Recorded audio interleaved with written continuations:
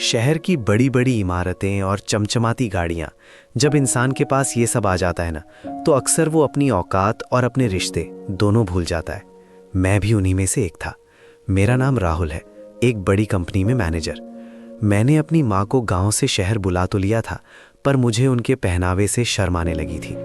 सबसे ज़्यादा नफरत मुझे उनकी उस पुरानी और घिसी हुई चप्पल से थी, जिसे वो हमेशा एक पुराने धागे से बांधकर पहनती थी।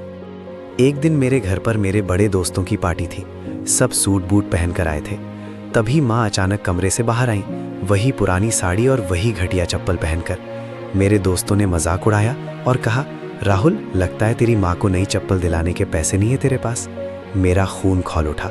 पार्टी खत्म होते ही मैंने माँ को बहुत भला बुरा कहा और उनकी वो चप्पल उठाकर कचरे के डब्बे में फेंक दी। माँ ने कुछ नहीं कहा, बस उनकी आंखों से एक आंसू गिरा और वो चुपचाप अपने कमरे में चली गई। अगली सुबह ऑफिस निकलते वक्त मुझे अपनी पुरानी फाइल में मेरे मरे हुए पिता का एक खत मिला। वो खत 15 साल पुराना था। उसमें लिखा था, बेटा, जब तू छोटा था हमारे पास तेरे स्कूल की फीस के पैसे नहीं थे। तेरी माँ का एक बहुत बड़ा एक्सीडेंट हुआ था और उनके पैर की हड्डी टूट गई थी।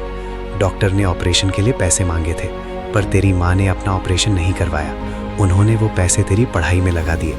तब से उनका एक पैर टेढ़ा हो गया है। उन्हें बाजार की कोई भी नई चप्पल फिटिंग नहीं आती।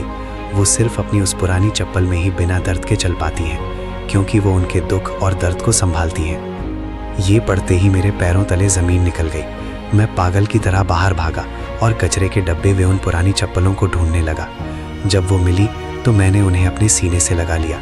वो चप्पल सिर्फ प्लास्टिक का टुकड़ा नहीं थी, वो मेरी माँ की 15 साल की कुर्बानी थी। मैं माँ के कमरे में गया, उनके पैरों में गिर गया और फूट फूट कर रोने लगा। दोस्तों, आज मेरे पास दुनिया की हर दौलत है, पर आज भी मेरी माँ की वो टूटी चप्पल मेरे घर के सबसे महंगे फ्रेम में लगी है, क्योंकि वही मुझे याद दिलाती है कि माँ का प्यार दिखावे का मोहताज नहीं होता। अगर कहानी अच्छी लगी हो तो अपनी माँ के लिए एक आई लव यू माँ ज़रूर लिखना।